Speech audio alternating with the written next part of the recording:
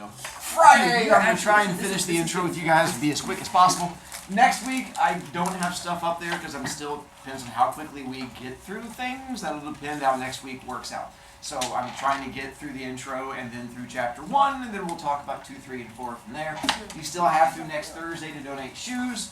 The food ban has not gone into effect yet. I considered it yesterday because the last 2 days I've had piles of crushed Cheetos and goldfish on my floor in multiple locations. So I'm just selling you now. Whoa! She just gave her snacks. At the end of that, right? Fine, I'll charge Reed points. Seriously, I'm in the middle of talking, and you thought yelling in the middle of me talking was the best choice. I know. Then you just raise your hand or wait and point, and then I get to yell at a kid for giving snacks. I see. I know. Callie, now you have to put the food away because you shared it with someone, then you made choices. Bad stuff, apparently. All right. Did you give food to Ramos? No, that's my food. Yeah, and she gave it to Callie. Writing yourself. It's not the way around. I apologize. Fine, Ramos. I do this on the daily. I've done this every day for a while. Thanks for ratting yourself out. Stop giving her food during class. You don't charge her points? Bad, Ramos, bad. Bro, I'm actually sorry. But I also have to move Reed over here because you've now spent 12 points this week. Ramos, do I yell at you on a daily basis for talking? No. No. Do I? Oh. Over you go. So, back to here. No, that's we're moving over here. That prevents the detention. The next thing you would do would be the detention. I have a question. Because every time I talk, you talk over me and yell loudly, and then not there. That's for the kid. There you go. The one over here. No, please. I know. I'm still a good kid though, because I lost 15, right? Sure, we'll go with that. Yes. So again, the crushed food on floor is because I've been finding things on the ground, so just letting you know. If food drops, pick up. Because at the end of the day, I have crushed food piles, I will institute the week-long food ban. So that was just me putting it up there. I'm fine, end of the year. No, I love weeks. Alright, I was like, I can negotiate. Matei!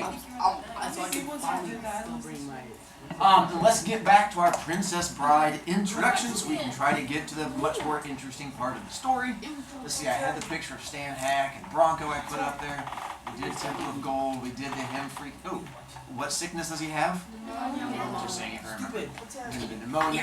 Who's reading him the book? Father. And that's his dad. Do you remember what country his dad is from? Florida. Nice, which by the way, Florida does not exist anymore. It's one of those many European countries that disappeared and had issues. I think we had just gotten past him going to see Gunga Din at the army base. Reed, what's up? Wait, so... No, you're fine. I'm getting out my book. Do I have to turn against the wall? Not necessarily. It depends until you start making poor choices.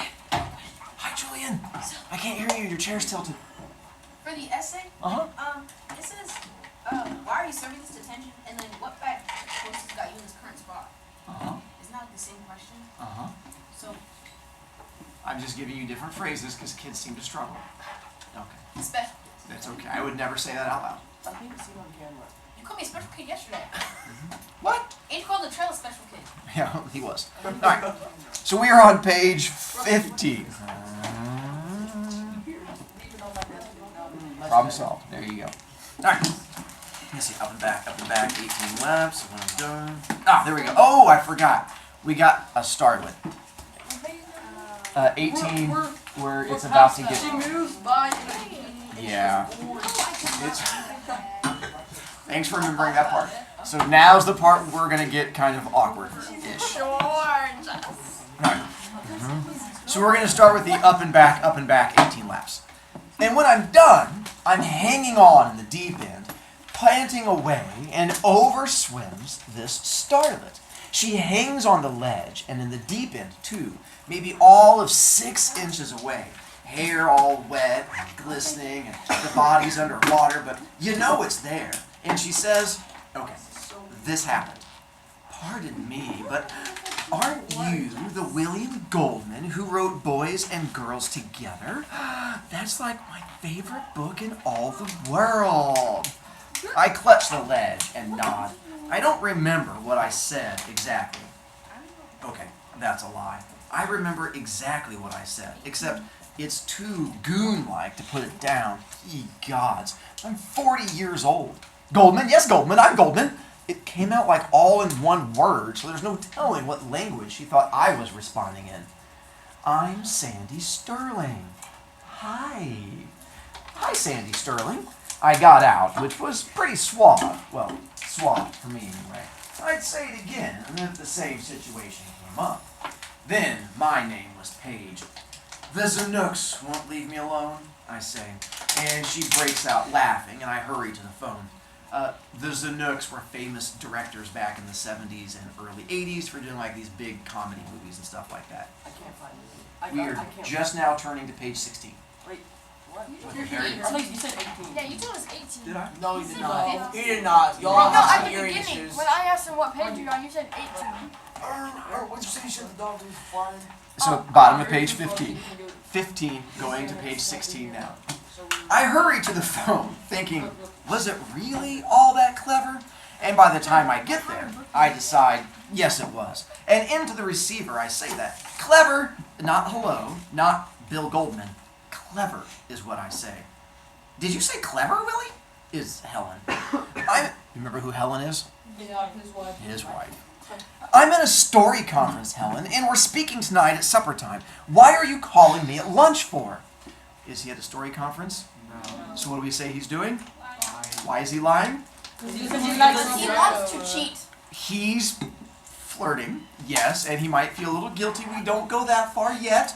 Don't go quite all the accusatory, but he's definitely doing some flirty that he probably should not be doing flirty with. So yes, he's trying to lie to cover it up. Everything ends well when you lie. It does. Why are you calling at lunch for? Hostile. Never argue with your wife about hostility when she's a certified Freudian. That means she's a psychiatrist. It's just, they're driving me crazy with stupid notions in the story conference. What's up?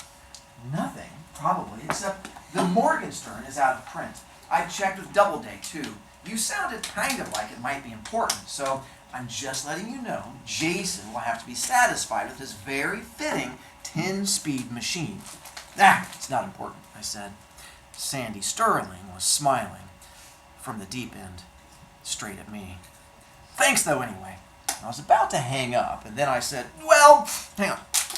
As long as you've gone this far, call Argosy on 59th Street.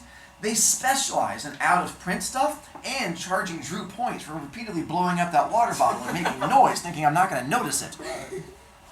Thank you, Drew. They specialize in out-of-print stuff. Argosy, 59th, got it.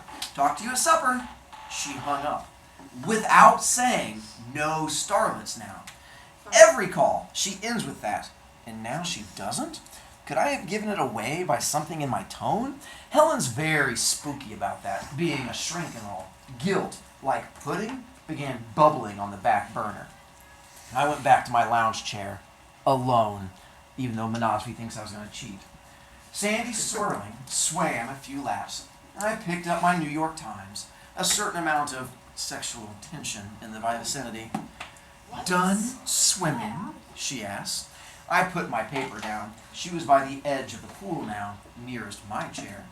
I nod, staring at her. Which Zanuck, Dick or Daryl? Those are the two Zanuck brothers. It was my wife, I said, emphasis on the last word. Didn't faze her.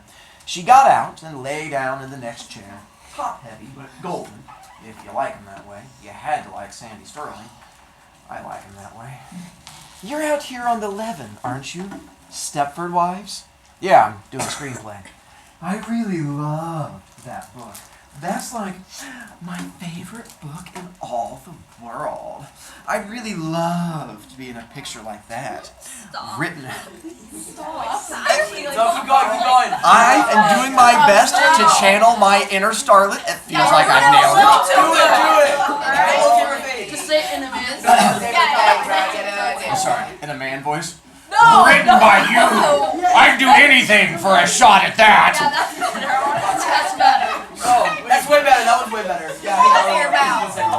Yeah. So there it was. She was putting it right out there on the line. So this is where she's doing flirty flirt, which apparently I did a little too well, but she's doing flirty flirt with him. That's weird. Shush! Naturally. That's girly, you slut. Naturally, I set her straight, fast. Listen, I said, I don't do things like that. If I did, I would, because you're gorgeous. But that goes without saying, and I wish you joy, but life is too complicated without that kind of thing going on. Okay, that's what I thought I was going to say. But then I figured, hey, wait a minute. What law is there that says you have to be the token Puritan of the movie business? I've worked with people who keep card files on this kind of thing. And it's true, you can ask Joyce Haber. Have you acted a lot in features? I heard myself asking. Now you know I was really passionate to know the answer to that one. Nothing that really enlarged my boundaries. You know what I mean? Well, Mr. Goldman? I looked up. It was the assistant lifeguard. It's for you again. He handed me the phone. Willie? Just the sound of my wife's voice sent sheer blind misgivings through each and every bit of me. Yes, Helen? You sound funny. What is it, Helen? Nothing. But it can't be nothing, or you wouldn't have called me. What's the matter, Willie? Nothing is the matter! I was trying to be logical. You did, after all, place the call, and I was merely trying to ascertain why. I can be pretty distant when I put my mind to it. You're hiding something. Nothing drives me crazier than when Helen does that, because see, with this horrible psychiatric background of hers, she only accuses me of hiding things from her when I'm hiding things from her. Helen, I'm in the middle of a story conference now, so just get on with it. So there it was again. I was lying to my wife about another woman, and the other woman knew it. Sandy Sterling, in the next chair, smiled dead into my eyes. Argosy doesn't have the book. Nobody has the book. Goodbye, Willie. She hung up. Wife again? I nodded and put the phone on the table by my lounge chair. You sure talk to each other a lot. I know, I told her. It's murder trying to get me writing done. I guess, she smiled. There was no way I could stop my heart from pounding. Chapter 1, The Bride, my father said. I must have jerked around or something, because she said, huh? I thought. Would you like maybe like do like the girl voice and like Do your normal. Do you like the girl voice half the time and the man voice? stop half the time? don't make voice and like I'm not I love how this is chapter 1, The Bride. It's don't just even so say it. Easy, she said, and she gave me a really sweet smile. She dropped her hand over mine for just a second, very gentle and reassuring. I wondered, by the way, now we'll come back to that. I wondered, was it possible she was understanding too? Gorgeous and understanding? Was that legal? Helen wasn't ever understanding. She was always saying she was. I understand why you're saying that, Willie. But secretly she was ferreting out all my neuroses. No, I guess she was understanding. What she wasn't was sympathetic. And of course, she wasn't gorgeous too. Skinny, yes. Brilliant, yes. I met my wife in graduate school, I said to Sandy Sterling. She was getting her PhD. Sandy Sterling was having a little trouble with my train of thought. We were just kids. How old are you? Do you want my real age or my baseball age? I really laughed then. Gorgeous and understanding and funny. Baseball age is because on baseball cards, a lot of times the players will lie about their stats, like how tall they are or how much they weigh. And so she said, you want my real age or like my make-believe age that we put out there for other people. So that was her being witty.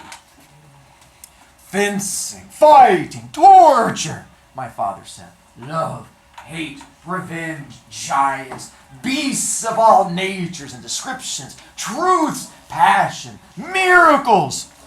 So here, he's in the process of flirting with Sandy, and apparently he can't find the book. Do you know why he's hearing his father's voice? Where's the book?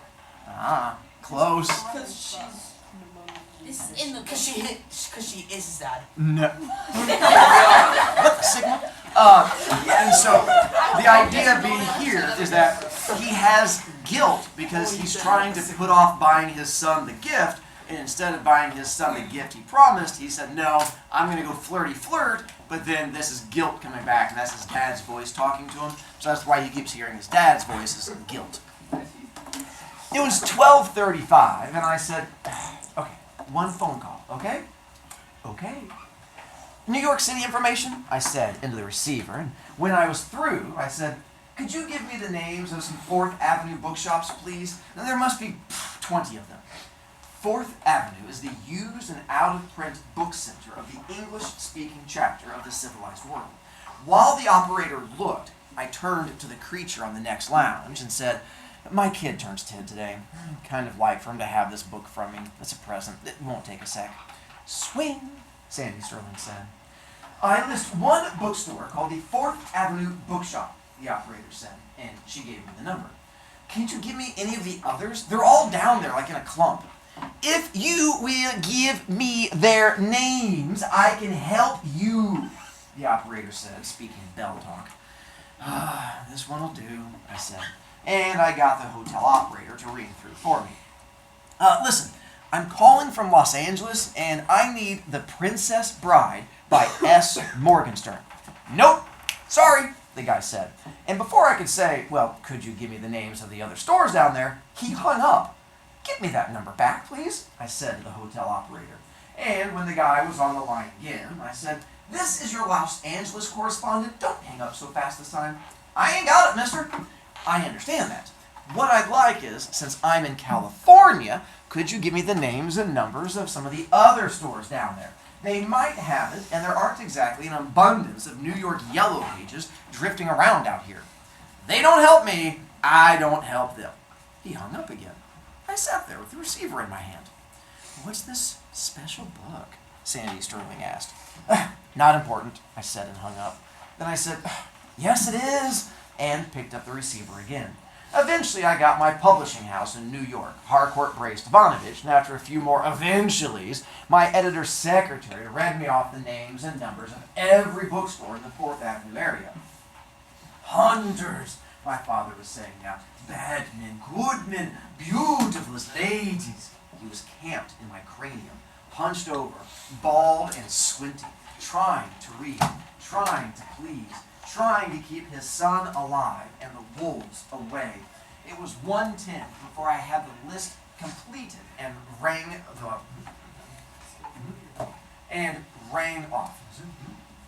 from the secretary. Yeah, after the bell rings. Then I started with the bookstores. Listen, I'm calling from the Los Angeles on Morgenstern book, The Princess Bride, and sorry, busy signal. Not for years, another busy. 1:35, Sandy swimming, getting a little angry too. She must have thought I was putting her on. I wasn't, but it sure looked that way. Sorry, had a copy in December. No salt, man, sorry. This is a recorded announcement. The number you have dialed is not in working order. Please hang up and... Nope! Sandy really upset now, glaring, gathering debris. Oh man, who reads Morgenstern today? Sandy going, gorgeous, gone. Bye, Sandy. Sorry, Sandy. Sorry, we're closing. It was 1:55 now, 4:55 in New York. Panic in Los Angeles. Busy, no answer. Flornese, I got to think, somewhere in the back. I sat up in my lounge chair. His accent was thick. I need the English translation. You don't get much a call from Morgenstern nowadays. I don't know anymore what I got it back there. Sorry, I'm doing Mario. It's the best I can do. You come in tomorrow, you look around. I'm in California. Meshuggah. It would mean just a great deal to me if you look. You gonna hold on while I do? I'm not gonna pay for this call. Take your time. He took 17 minutes. I just hung on, listening. Every so often I hear a footstep or a crash of books or a grunt. Finally, well, I got the Flornese like I thought. So close. But not the English? And suddenly he's yelling at me. What? Are you a crazy? I am breaking my back. And he says, I haven't got it? Yes, I got it. I got it right here. Believe me, it's going to cost you a pretty penny. Great. Really? No kidding. Okay. Now listen. Here's what you do. Get yourself a cab. Tell him to take the books straight up to Park. Mr. California Meshuggah, you listen now. It's coming up a blizzard, and I'm going no place, and neither are these books without money. $6.50 on the barrel each. You want the English, you got to take the Florinese. And I close at 6. These books don't leave my premises without $13 changing hands. Don't move, I said, hanging up. And who do you call when it's after hours and Christmas is on the horizon? Only your lawyer. Hey, Charlie, I said when I got him. Please do me this. Go to 4th Avenue, Abramowitz's, give him $13 for 2 books, taxi up to my house, tell the doorman to take them to my apartment, and yes, I know it's snowing. What do you say? That this is such a bizarre request, I have to agree to it. I called Abramowitz yet again. My lawyer is hot on the trail. No checks, Abramowitz said. You're all heart. I hung up and started figuring. More or less 120 minutes long distance at $1.35 per first 3 minutes plus 13 for the books plus probably 10 for Charlie's taxi plus probably 60 for his time came to $250 maybe. All for my Jason to have the Morgenstern. I leaned back and closed my eyes. $250, not to mention 2 solid hours of torment and anguish. And let's not forget Sandy Sterling. It was a steal. They called me at 7:30. I was in my suite. He loves the bike, Ellen said. He's practically out of control. Fabbo, I said. And your books came? Oh, what books? I said. Chevalier was never more casual. I have no idea who that is. The Princess Bride, in various languages, one of them. Fortunately, English. Oh, well, that's nice, I said, still loose. I practically forgot I asked to have them sent. How'd they get here? Gesundheit. Oh, I called my editor's secretary and had her scrounge up a couple copies. Maybe they had them at Harcourt. Who knows? They did have copies at Harcourt. Can you buy that? I'll get to why in the next pages, probably. Hey, give me the kid. Hi, he said a second later. Listen, Jason, we thought about giving you a bike for your birthday, but we decided against it. Boy, are you wrong. I got one already. Jason has inherited his mother's total lack of humor. I don't know. Maybe he's funny and I'm not. We just don't laugh much together is all I can say for sure. My son Jason is this incredible looking kid. Paint him yellow, he'd mop up for the school sumo team. He's a blimp. All the time, stuffing his face. And yes, his son does read this, and yes, there's a conversation later in the book where he talks about his relationship with his son. William Goldman has some issues. So he's calling his son fat? Yeah, very fat, round. All the time, stuffing his face. I watch my weight, and old Helen is only visible full front, plus on top of which she's this leading child shrink in Manhattan, and our kid can roll faster than he can walk. Yeah. He can be pretty witty when he wants to be mean. He's expressing himself through food, Helen always says. His anxieties. When he feels ready to cope, he'll slim down. Hey, Jason, Mom tells me this book arrived today, the princess thing. Now, I'd sure like it if maybe you'd give it a read while I'm gone. I loved it when I was a kid. I'm kind of interested in your reaction. Do I have to love it too? He was his mother's son, all right. Jason, no, just the truth. Exactly what you think. I miss you, Big Shot. I'll talk to you on your birthday. Boy, are you wrong. Today is my birthday. We bantered a bit more, long past when there was much to say. Then I did the same with my spouse and hung up, promising a return by the end of 1 week. It took 2. Conferences dragged. Producers got inspirations that had to carefully get shot down. Directors needed their egos soothed. Anyway, I was longer than anticipated in Sunny Cow. Finally, though, I was allowed to return to the care and safety of the family, so I quick buzzed to LA airport before anybody's mind changed. I got there early, which I always do when I come back, because I had to load up my pockets with doodads and such for Jason. Every time I get home from a trip, he waddles, to me hollering, let me see the pockets. And then he goes through all my pockets, taking out his graft, and once the loot is totaled, he gives me a nice hug. Isn't it awful what we'll do in this world to feel wanted? Let me see the pockets! Jason shouted, moving to me across the foyer. It was a supper time Thursday, and While he went through his ritual, Helen emerged from the library and kissed my cheek, going, "Oh, what a dashing-looking fellow I have," which is also a ritual. And, laden with gifts, Jason kind of hugged me and waddled off to his room. And sorry. "Angelica's just getting dinner on," Helen said. "You couldn't have timed it better." Angelica?" Helen put her finger to her lips and whispered, "It's her 3rd day on, but I think she may be a treasure." He's rich enough that they have like a housekeeper who keeps track of their house and like makes food for him and stuff like that. I whispered back, "What was wrong with the treasure we had when I left? She's only been with us a week then." "She proved a disappointment," Helen said. That was all. Helen is this brilliant lady, junior Phi Beta in college, every academic honor conceivable, really an intellect, a startling breadth and accomplishment, only she can't keep a maid. First, I guess she feels guilty having anybody, since most of the anybody's available nowadays are black or Spanish, and Helen is ultra super liberal. Second, she's so efficient, she scares them. She can do everything better than they can, and she knows it, and she knows they know it. Third, once she's got them panicked, she tries to explain, being an analyst, why they shouldn't be frightened. And after a good, solid half-hour ego search with Helen, they're really frightened. Anyway, we have had an average of 4 treasures a year for the last few years. "We've been running in bad luck, but it'll change," I said, just as reassuringly as I knew how. I used to heckle her about the health problem, but I learned that was not necessarily wise. Dinner was ready a little later, and with an arm around my wife and an arm around my son, I advanced toward the dining room. I felt, at that moment, safe, secure, all the nice things.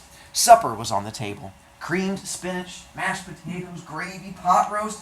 Terrific, except I don't like pot roast, since I'm a rare meat man, but creamed spinach I have a lech for. So, all in all, a more than edible spread was set across the tablecloth. We sat. Helen served the meat. The rest we passed.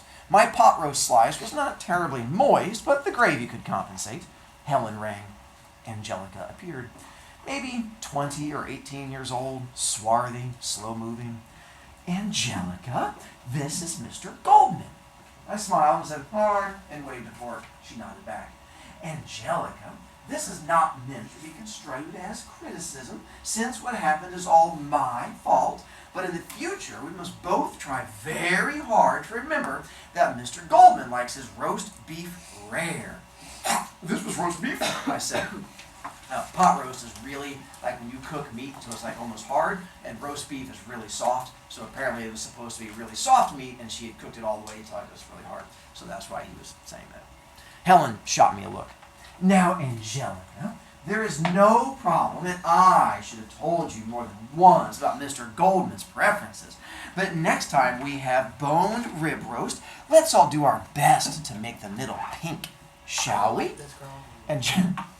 Angelica backed into the kitchen, another treasure down the tubes. Well, don't worry, your opinion's going to get worse in a moment.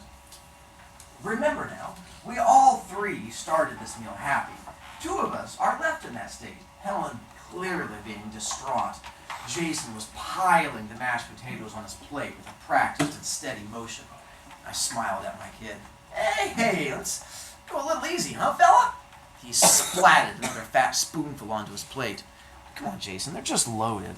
"I'm really hungry, Dad," he said, not looking at me. "Well, then fill up on the meat then, why don't you? Eat all the meat you want. I won't say a word." "I'm not eating nothing," Jason said, and he shoved his plate away and folded his arms and stared off into space. "If I were a furniture salesperson," Helen said to me, "or perhaps a teller in a bank, I could understand. But how can you have spent all these years married to a psychiatrist and talk like that? You are out of the dark ages, Willie." "Helen, the boy's overweight. All I suggested was he might leave a few potatoes for the rest of the world and stuff himself on his lovely prime pot roast your treasure has whipped up for my triumphant return." This is a very loving family. I know, right? It's right there. Almost as good as mine. It gets worse. Willie, I don't want to shock you, but Jason happens to have not only a very fine mind, but also exceptionally keen eyesight. When he looks at himself in the mirror, I assure you he knows he is not slender. Dude. This is because he does not choose at this age to be slender. He's not that far from dating, Helen. What then? Jason is 10, darling, and not interested at this stage in girls. At this stage, he is interested in rocketry. What difference does a slight case of overweight make to a rocket lover? When he chooses to be slender, I assure you, he has both the intelligence and the willpower to become slender. Until that time, please, in my presence, do not frustrate the child. Sandy Sterling in her bikini was dancing behind my eyes. I'm not eating and that's it, Jason said. Sweet child, Helen said to the kid in that tone that she reserves on this earth only for such moments. Be logical. If you do not eat your potatoes, you will be upset, and I will be upset. Your father clearly is already upset. If you do eat your potatoes, I shall be pleased. You will be pleased. Your tummy will be pleased. We can do nothing about your father. You have it in your power to upset all or one, about whom, as I've already said, we can do nothing. Therefore, the conclusion should be clear, but I have faith in your ability to reach it yourself. Do what you will, Jason. He began to stuff it in. Kids. They're the worst. You're making a poof out of that kid, I said. Only I didn't say it loud enough for anybody but me and Sandy to hear. Then I took a deep breath, because whenever I come home, there's always trouble, which is because Helen says I bring tension with me. I always need inhuman proof that I've been missed, that I'm still needed, loved, etc. All I know is I hate being away, but coming home is the worst. There's never really much chance to go into, well, what's new since I'm gone, chit-chat, seeing that Helen and I talk every night anyway. I'll bet you're a whiz on that bike, I said. Maybe we'll go for a ride this weekend. Jason looked up from his potatoes. I really loved the book, Dad. It was great. I was surprised that he said it, because naturally I was just starting to work my way into that subject matter. But then, as Helen's always saying, Jason ain't no dummy. Well, I'm glad. Was I ever? Jason nodded. Maybe it's even the best I read in all my life. I nibbled away at my spinach. What was your favorite part? Chapter 1, the bride. Huh, that really surprised me. I mean, it's not that chapter 1 stinks or anything, but there's not that much that goes on compared with the incredible stuff later. Buttercup grows up, mostly is all. And how about the climb up the cliffs of insanity? I said then. That's in chapter 5. By the way, anytime a kid tells you their favorite part of the book is chapter 1, It means they haven't read it. I like how you guys all do that exact same thing, like, oh yeah, that kid did not read that book. That's true. Now, I will tell you, my favorite part of the whole book is in chapter 1, that we're going to get to Monday, and it's not in the movie, and you'll see when we get there, it is Wait, we're gonna watch the movie too? No, I mean, when you get home watch your own stuff, that's fine, but not here. Like No. The Outsiders? Oh, great, Jason said. And that description of Prince Humperdinck's Zoo of Death, that's in the second chapter. Even greater. What knocked me out about it, I said, was that it's this very short little passage on the Zoo of Death, but yet somehow you just know it's going to figure in later. Did you get that same feeling? Uh-huh, Jason nodded. Great. By then I knew he hadn't read it. He tried to read it, Helen cut in. He did read the first chapter. Chapter 2 was impossible for him, so when he'd made a sufficient and reasonable attempt, I told him to stop. Different people have different tastes. I told him you'd understand, Willie. Of course I understood. I just felt so deserted. I didn't like it, Dad. I wanted to. I smiled at him. How could he not like it? Passion, duels, miracles, giants, true love? You're not eating the spinach either? Helen said. I got up. Time change. I'm not hungry. She didn't say anything until she heard me open the front door. Where are you going? If I'd known, I would have answered. I wandered through December, no topcoat. I wasn't aware of being cold, though. All I knew was I was 40 years old, and I didn't mean to be here when I was 40, locked with this genius shrink wife and this balloon son. It must have been 9 o'clock when I was sitting in the middle of Central Park, alone, no one near me, no other bench occupied. That was when I heard the rustling in the bushes. It stopped, then again, very soft and nearer. I whirled. "Don't you mark me!" And whatever it was, friend, foe, imagination, fled. I could hear the running, and I realized something right then, at that moment, I was dangerous. You don't want to see the IO. You don't want to see the alpha come out. Then it got cold. I went home, and Helen was going over some notes in bed. Ordinarily, she would come out with something about me being a bit elderly for acts of juvenile behavior, but there must have been danger clinging to me still. I could see it in her smart eyes. "He did try," she said finally. I never thought he didn't. "Where's the book?" "The library, I think." I turned, started out. "Can I get you anything?" I said no. Then I went to the library, closed myself in, and hunted out The Princess Bride.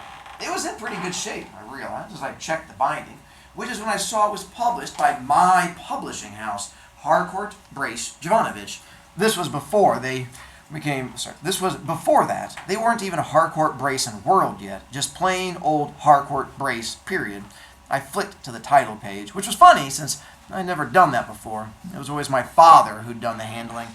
I had to laugh when I saw the real title, because right there it said, The Princess Bride, S. Morgenstern's classic tale of true love and high adventure.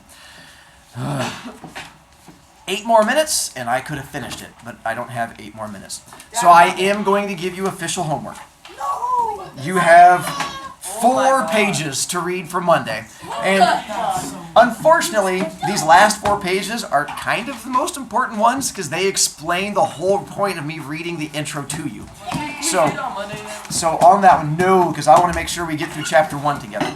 And so my goal is we're going to read. So if you flip through it, by the way, like page number wise, go to page 69. We got sit down, my never more sure now. Not yet, no. Page 69, that's the end of chapter 1. Turn the page, that's chapter 2. And then chapter 2 is all of 3 pages. Wait, so that's So like 3 pages he chapter. did not understand? No, that's a different one, but we'll get there. Mr. Brovicast. If you choose to read ahead and get into chapter 1, realize you can, but I'm also going to be reading chapter 1 because there's things I have to explain as we get into it. Your homework is just to finish the intro of those last 4 pages. Mr.